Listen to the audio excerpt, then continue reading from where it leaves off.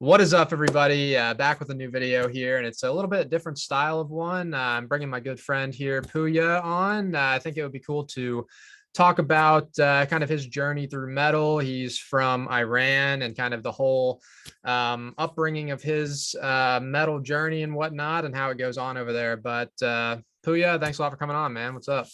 Oh yeah, man. Thanks for having me on. Yeah, for I'm excited. sure, for sure. So I think it would be pretty interesting to talk about how metal is perceived and how it goes on in other parts of the world. And you have firsthand experience with that being from Iran. So what part are you from exactly? I was born and raised in the capital in Tehran. So it's let, I know there's people there's like actually bands from Iran that are from the side skirts, which actually blows my mind away Mm. because I had a difficult time, trying to try picking up these like bands and stuff living in the capital. So I don't even know how these guys, there's some bands from, the outskirts that somehow they were managing to do the same thing, which is wild. Yeah, for sure. And when I first started talking to you, you mentioned how like it's illegal in Iran to listen to heavy metal. So like, how does that go exactly? Like, is it if you get caught listening to it, you're just put in jail, or is it just like a It's fine? Or it's pretty bad. It's still like that, not just heavy metal, it's just Western music in general. okay. They don't want any Western influence in the country. So yeah, it's pretty wild. But when you go to Iran, there's a lot of underground bands, whether it's even poppy stuff too. There's like rap groups that the rappers get arrested and stuff. It's really scary. So you had mentioned like, so at what point did you first get into it? Like, and how did that whole thing come to be? Is it like a big underground scene? Everybody's like secretly doing it, or is it pretty rare? It is, but for in my case was kind of different because believe it or not, my sister actually got me into it. Our neighbor next door, his name was Shahruz, and his brother was in the army, but he was a big Metallica fan, and they had the luxury of a dish because in Iran you can get these satellite dishes on your rooftop, and you can pick up illegal like channels, like illegal as in for us it's not illegal, but like MTV, BBC, things like that. So he was picking up MTV. He had like Beavis and Butthead on cassettes, like VHS. And my sister thought he was really cool, so she would bring in those VHSs to my house. And the first time I got introduced to it, it was the actually you told me it was one of your favorite clips but it was Cliff playing the Bill's Tool, and it was insane because she had it playing in the living room and I'm like watching it. I'm like, what is that? Super bad quality, but I can like hear it out. And Lars starting it with the kick drum, and I'm like, what? Like, what is going on? So every time she would go to school, I was little. She's like 10 years older than me. I think I was maybe 5 or 6 at the time. I would put the VHS back in there and just sit there like at all. Like I've never seen such a thing. So I'm just like, what the hell is this? I would be playing it on repeat. And that's my first introduction, I think, to metal music was with Metallica of all bands. Yeah, nice. I see you got the shirt on. That's I gotta rep them. hell yeah, nice. I got the Megadeth shirt on, of course, but Love uh, Dave Mustaine. oh, for sure. And like when this whole like came to be, like you said, talking about the tapes and stuff, how does that even happen? Like does the government look for this really closely, or is it just kind of a thing that they don't? They look for it. Yeah, they're pretty crazy. So like if you come in to the airport, like if you land into Tehran, they actually, as you walk through, like if you come from a foreign country, you walk through like here, you know how we go through security when you go from different states, they kind of look for illegal fruits and Mm, whatever. If you bring it from a different state, you're not allowed to do that. Well, they do this same thing, but they go through everybody's bags looking for music CDs, video games, porn. If you get caught with porn, you're like done. wow. And like other illegal stuff. So crazy thing is I went back for my when my grandpa passed away and I completely forgot about that. And in my bag I had like bunch of stuff, and they do actually pick and choose randomly from the bags when it gets busy. I got really lucky because they didn't pick my bag coming into the country, and I had like bunch of like CDs and stuff, and I went back the second time. But yeah, they do that. They make sure to do that at every border to cut out anything they can. Now, if you had gotten caught with that, what would have happened? Do you know? They would question you. They'll probably take you to a different room and you'd get questioned by the Revolutionary Guards. I know they show up on the news a lot, but in Iran, you have two different police systems. You have a regular police, and then you, if my cat pops in, he's being silly here, sorry. But in Iran, you have two different police. You have regular police for, you know, regular laws and stuff. And then you have religious police. And sorry, That's maybe I cool. should have put them away. But basically, yeah. So if you do get caught with any of this stuff, they'll take you to a separate room and they'll question you. Why'd you bring it in? Hopefully you get lucky and you just have to pay a fine. And then they obviously take all this stuff away from you and they let you in, because I'm pretty sure there's a lot of people coming in and out of the country bringing stuff in. So, but if you get caught distributing it, that is a whole different story. If you get caught distributing, you can get life in prison. You probably get sentenced to slashes, public slashing. Yeah, it's Public pretty. public slashing, like torture. Yes. I don't know if you've ever seen the show Tehran, but there's a show on Apple iTunes. I think they did a show called Tehran, and there's a scene as the girl's coming through the airport, a hanging is happening in the middle of a public, and she's just like, and she's like a Mossad agent, she's like an Israeli agent, but even for her, she was just like stunned of it happening in public. That is something that happens in that country. Thank God I haven't like seen that personally. You have to kind of go where it happens. Like it's near the prison. They do it every other, I think Sunday, they do like some sort of a public, either public execution by hanging, or you get slashes in the street. And Wow. there's police that go around in the circle. There's news like agencies taking photos of it and stuff. Pretty wild. That stuff is happening today. It's It's crazy. crazy. It is that, if you know, is that like the entire Middle East, or is it just like Iran is like the most like strict on this stuff? Well, the only other place I've been to in the Middle East was Turkey. And at the time I went to Turkey, they were like Europe. Okay. This before Erdogan took over. I know when he took over, I heard it's like, you know, he's going back to bringing more religious police there and stuff. So back when I went to Turkey, actually, that's when I was able to, you know, first kind of experience the Western world, believe it or not, in Ankara. But Nice. in Iran, this is a more normal thing in Iran. Gotcha. So like when you were coming up, did you start playing, as I know you play drums now, did you start playing drums over there somehow, or was that when you got here? Yeah, so this is kind of crazy. My mom worked for a company that was somewhat they somewhat deal with the nuclear power plants that we hear today on the news. She was a secretary for this company, and she just did printer work and stuff like that. She didn't know what the hell was going on.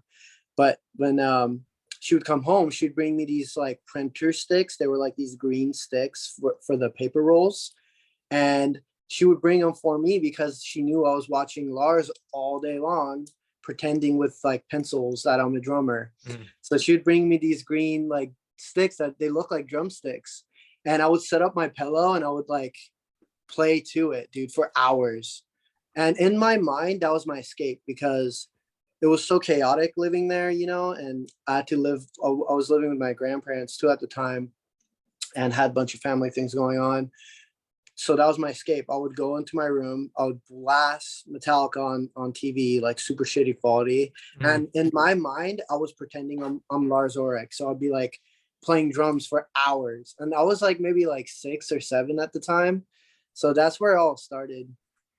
Like, yeah. So like from like you mentioned something about picking up stuff on a satellite. Like, how did that go? So that was my sister she would go over to her friend's house. They had a satellite dish, and they would pick up Turkish MTV, like I was telling you earlier. So they would record Pantera on MTV, Slayer, she had the song. Her favorite was Slayer, "I Hate You," Uh, and on like the music video of it. And I would take her music videos, and I had like a little VHS to a cassette thing, like so it's weird device in my house. I think it was a Sony. It was like really weird, but I was able to record the audio from the VHS on my little cassettes, and I was handing them out to kids in the street. I was young, so I had no idea like you can get in trouble for this. And I don't remember seeing that ever in the store. So I would like write Metallica load, and I was trying to find that for this video. I will find it and send you the little picture of it. But it's yeah, I have one of the cassettes. It says like in Farsi I wrote load and reload, and I had like some of the songs from load and reload era on the little cassette. that's awesome, dude. And like as far as learning English, that's not taught there, is it, or is it? It is. Okay. I just didn't take any classes. My sister actually did, which helped her because when we moved to the States in 2003, she was 18 and she already like was able to, Okay. speak to people. I didn't. I had to learn here. It actually took me like 2 years. I still get accent, like somewhat accent kicks in sometimes, but yeah, I had Did to learn English on my own. did like reading lyrics from bands or anything help you out with that at all or not? Dude, I had no idea. Okay. This is another weird thing about it. I had no idea what the fuck any of these guys were saying until I learned English. Mm. And it's like the weirdest thing because, like, once I moved here and I slowly learned English, I went back to all the Metallica stuff and I'm like, what? Like, Mhm. so it's like a still mind blowing thing because, for example, like I Hate You, like the lyrics are so weird in that Mm.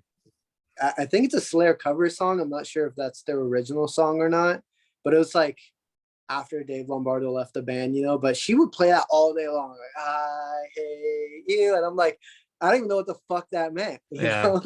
So now I'm listening to it in the car. I remember I was listening to it the other day just to kind of get nostalgic. And I was blasting it. And this old lady at the red light was like looking at me. And it's just like, I fucking hate you too. And she's like looking at me like, what the fuck? So it's just weird. I definitely have a whole different mindset of what these lyrics actually meant in my mind because I didn't speak the language, than like what I actually have to go back and listen to now and what it actually sounds like. It's kind of weird. For sure. And you mentioned to me, I didn't want to get the whole story before we got on the Mhm. recording, but you said you met Lars Ulrich. How did that come to be? Mhm. Like, what happened with that? That was so wild. So yes, his sons are doing like a band, right? Mm, That like this a two-piece band going on. And they're actually pretty good. Like really? his son's his son is a really good drummer. Totally different style. It's kind of like jazzy to me. He kind of sounds like Zach Hill. I don't know if you know who Zach Hill is on drums. He I played don't. drums on Death Grips. Pretty good drummer. He sounds like him kind of. But anyway, so I heard they're doing their first show, right? And in my mind, I'm like, he's not gonna miss his son's first show. And so I told my girlfriend Kelsey, and I was like, yeah, like they're doing a show in this random ass place in LA. Like I'm gonna I'm pretty sure that Lars is gonna be here.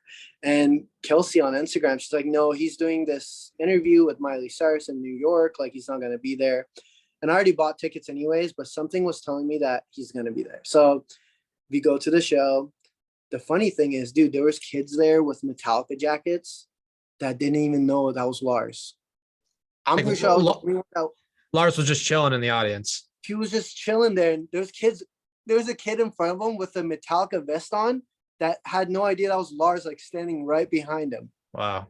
What the fuck? That's like, So have you seen that picture of a guy at a concert? I think it was a Tool concert. He had Eddie Van Halen take a picture for him. Like Eddie Van oh, Halen's taking a picture of him. It's like, dude, how do you not know who that is? What the that's what heck? I'm saying. Like it's so crazy. So yeah, that was like basically like that. So Yeah. we're at the show and his sons are playing. And oh, this is a weird thing. When his sons, this is their first show, by the way, ever. Mm. And they pull up in like this like van, like it looked like some sort of a rental they had. and it was just him and the two brothers, and they're getting their gear out. And as they're getting the gear out, me and Kelsey are parked right next to him. I have a Metallica sticker on my window like an idiot. So he looked at the Metallica sticker and he kept looking at it. I wonder what he was thinking. Like, that's his dad's, band. So just weird. Maybe he didn't like it. I don't know. But he kind of looked at it and kind of like shook his head. They went inside. We went inside and there's a bunch of bands. Oh, also, I'm going to get into this too, because LA is such a weird scene. Like, there was a lot of famous people there. I don't know if you know The Shrine, but the singer of The Shrine, it's like a kind of like a doom band, but the singer Josh, he was there. But there's a lot of famous people in the crowd. I feel like everyone in the crowd was like an influencer, and like me and Kelsey were the only people that actually showed up because everyone was on their phones. Like, everything was like influencer, crazy. So we go there. I'm watching them. They set up. They get going, and as they're playing, I'm like kind of looking around the crowd, looking for Lars, obviously. Yeah. And so I'm like looking, and I notice his like, because his wife is like some supermodel or whatever. She's way tall. She's way taller than him. She's super tall, dude. She's like the tallest girl there. So I kind of saw her. I saw her with her hat down, and this is like kind of like near the end of COVID. So she had her mask on, her hat down, and I still didn't see Lars, right? So I'm like, maybe Kelsey's right. Maybe Lars is not playing. So I was like, you know what? Let's fucking enjoy the show. So I'm getting into the music. I'm watching them. And when it's all done, they're unloading. Me and Kelsey walk outside. And then as I walk outside, I kind of noticed there was like a bunch of chairs in the corner. And Lars was sitting down at one of them. And he had his hat, dude, he had his hat all the way down with his like mask, but I'm a psychopath. Like, I'm gonna know if you're Lars or not. So I'm like, I told Kelsey, I'm like starstruck. I'm like, that's Lars. It's so weird because like my whole being of like me playing drums and like half of my life was made by this guy, and he's there. So it's just like, I didn't even know what to think, what to say. So I like robotically walk up to him. And as I'm walking up to him, this giant guy just like stopped me. Like, he just grabbed me by the shirt. And he's like wearing a Danzig shirt, which is funny because that's also, I knew like he was working for Lars. He like stopped me and I'm like, can I talk to Lars? And then he's like, he looks at Lars and Lars is like, he like shook his head like, yeah, he can talk to me. Because no one was noticing him. Yeah. Dude, these kids with Metallica shirts were walking in and out, like not noticing him. It was so weird. So I went and I talked to him, and I don't try to remember what I exactly said, but basically I had like, the first CD I bought when I moved to the States was Ride the Lightning in the Airport in San Francisco. My first real like legal Metallica CD. And I had the cover. I still have it. I had it crumbled up in my hand as I'm like walking up to him, and I'm just like, I didn't know what to say, but I was just like, I was like, Lars, like, I basically like living in Iran was hell. Like, thank you for the music. Your music made me like my crazy world feel somewhat normal. And I can't thank you enough for that. And him and his wife were like what? I'm just like, and then he's like, where are you from? I was like, Iran. And he's like, he's like, okay, how'd you guys, like, when did you start listening to Metallica? I'm like, when I was a little kid. And I told him this whole, that whole story I told you, how I was able to listen to stuff illegally. And the funny thing is, when I told this to my friend, he goes, why didn't he said something like, did Lars get mad because you were basically doing what Napster was doing, like before Napster? And because I told him, I'm like, I was handing out your cassettes to the kids in the street, and like everyone was wearing, like, listening to Metallica, like writing Metallica on their books and stuff. And he was just like mind blown. His wife was like, oh my God. And she's like talking to him. She's like, have you ever heard anything like this? And then he was like kind of ignoring her because he was like still asking me about it. And he's like, when did you see us for the first time? And I'm like, 2009. He's like, so when did you move here? And I was like, 2003. And he goes, oh, that was when we were doing the Black or the Black Album reunion. I think some sort of like a anniversary tour in 2003. I didn't know that. But I was like, yeah, I had no idea. I caught you guys with Death Magnetic. And he's like, how'd you like the show? And I'm like, it was great. And then he's like, how'd you like tonight's show? And I was like, really good. I think I said like, he's good, not as good as you, but he's good. And he's like laughing because Mhm. like I almost was like, he's a really good drummer, dude. Yeah. But I didn't want to be disrespectul, but he was super nice. And then I turn around like a fucking idiot, like a robot. I'm like turning around, I'm like walking away. He's like, hey, I like turn back. He's like, put it on the table. I'm like, huh? He's like, put it on the table. I'm like, oh, he was looking at my hand like crumbled up like Ride the Lightning cover. Mm. So I just slid it to him and he wrote Lars 2021 on it and then handed it back to me. He's like, rock on, man. I'm like, thank you. And I just walked away and I just sat down and I wanted, Kelsey was crying. She's like, that was the whole thing was weird. Like she knows how important they were to me. So she was literally crying. And I was just sitting like this. And dude, I turned around and he was at the table, like looking at me, like from across the way. I'm just like, what? Like Mm. so weird. He was so nice. Like I've heard people say he's like a dick or whatever, or a jerk. He was so nice to me, like super down to earth. Was asking me stuff. I wanted to ask him about Metallica. He was just asking me things. Like it was so wild, but it's still surreal. I still can't believe I met him. Dude, that's a great story for sure. Like, did you get a picture with him? No, Oh, like dang. I didn't even care. Like Okay. to Yeah. me, I was like, I met him. But then yeah, afterwards I was like, should I get a picture? Should I get a picture? So this is the funny thing, talking about the picture. They leave, right? So he goes out, like he was there for maybe like 10 minutes. Oh, the funny thing is like, I'll see you inside. But dude, they left after the band.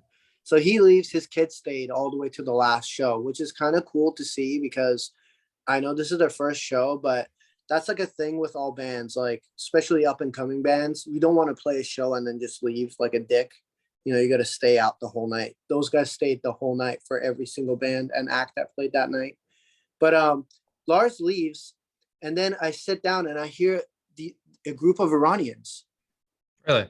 Yeah, there was a bunch of like college students, or maybe older. They were like older than me, maybe like in their late. I'm like 30 at the time. I was 30. I think they were probably like 36 or almost 40. They're like older group, and they didn't look like metalheads. They were all like dressed up. They looked like they were like some sort of doctors or something. But there was a group of them in the venue, and I heard them talking, like laughing and stuff. And then in Farsi, they were like standing kind of near us. And then in Farsi, I kind of look at them. And then in Farsi, I said, did you come to see Lars? I said, Lars Omadin Bebini. And then he's like, yeah. He's like, you came to see Lars too? I'm like, yeah. He's like, I didn't even think you were Iranian. I was like, I am. He's like, you guys don't look like Iranian. I'm like, she's not, but I am. And he's like, what the hell? I thought you were like white. I'm like, no, dude. I came here to see Lars, and they were like all mind blown. They're like, we took a picture with them. We took a picture with them, and the whole group was from completely a different side of Iran, and they were from Iran. They were from a different side of Tehran. I guess I wasn't the only one, with the Iranian story. There's other ones like me, but they were older. They had pictures of they caught him in the parking lot and they took a picture with Lars on his way out. And he said that the Lars told them there was another Iranian in there, and they didn't know what they were talking about until they met me. So that was kind of wild too. Like, what the hell? It was just such a weird night. I was telling Kelsey, I was like, it's like some sort of, how they say we live in a simulation. It was like so Yeah. simulated that whole night. Dude, that is for sure pretty sick. But yeah, man, that's all really cool. And you play in a band right now. What's your band? And you play drums? So I've been playing with my best friend Josh, Mm. and I call him Jimmy Page because he literally is like he's like Jimmy Page reincarnated. And I met him in high school. I've been with just playing drums with him since high school in different bands. Our first band, it was his band called Pat's Delight, and it's actually a John Bonham bootleg name, and it's called Pat's Delight, and that was their first band name. And I came in as just to fill in as on drums, and then I became friends with him, and we're like brothers now. But Mm. yeah, so we played all throughout high school, completely kept changing names. It's kind of like Spinal Tap, because if you listen to Pat's Delight, we literally sound like the Beatles, kind of like it's like so 60s sounding. And then as we get older, we made this new band called Methadrone, and it's I think a album by one of his favorite bands. But basically, it's called Methadone, and then we're like a doom band, like a San Diego based. I don't even know. That's what they called us. Like someone in rehearsal said, "You guys sound like a doom band." But then some people say we kind of sounded like Alice in Chains meets Led Zeppelin meets Sabbath, kind of, I don't know, weird. But Good combo. yeah, Huh? yeah. I mean, I'll take whatever. I mean, all Yeah. these guys are legends. I'll take whatever. But so our singer actually quit the band during the pandemic, and we've kind of, after the singer left for a little period, we were like, what the fuck? Because we were playing shows, we were starting to like get actual like recording going on and all this stuff, and then all of a sudden the singer decided to leave the band because he was in so many projects. And now I'm kind of like trying to get us going. So we wrote 2 new songs and gonna keep maybe 2 songs from the last EP, and we're gonna try out a new singer hopefully in 2 weeks. So I'm excited about it. It's crazy because he kind of sounds like our old singer. Okay. Yeah.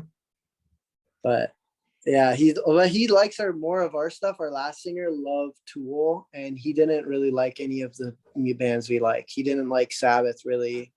He wasn't really into anything from our period. He's all like, he likes Tool, Linkin Park, like completely stuff that I'm not into, like no offense. But Yeah.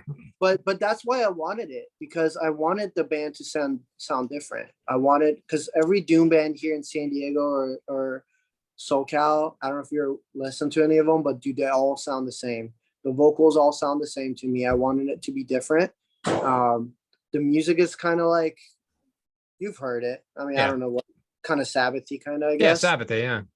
Imagine that with like a modern vocals. I was thinking that. I was like, I want it to be different. I don't want it to sound like every other band, Either some people are gonna like it or not, but it keeps us sane, just playing. Yeah. So I was in the studio today actually by myself. They were kind of busy to practice, but we try to practice like once or twice a week. Hell yeah, man. Well, yeah. Dude, that was awesome. I really appreciate you coming on here. I'm gonna put your band information in the description and all, but I'm trying YouTube, by the way. yeah, I'll put your channel too. It's metal poo, right? Metal yeah, metal poo, because and poo for Pouya. Pouya. Well, for sure, dude. I'm sure we'll get some interesting comments. I really appreciate you coming on. That was super interesting. Bryce, love you, man. Thank you for having me on. Hell yeah, dude. Appreciate it. Everybody, thanks for watching. Comment some stuff to us down below, and until next time, see you guys. Rock on.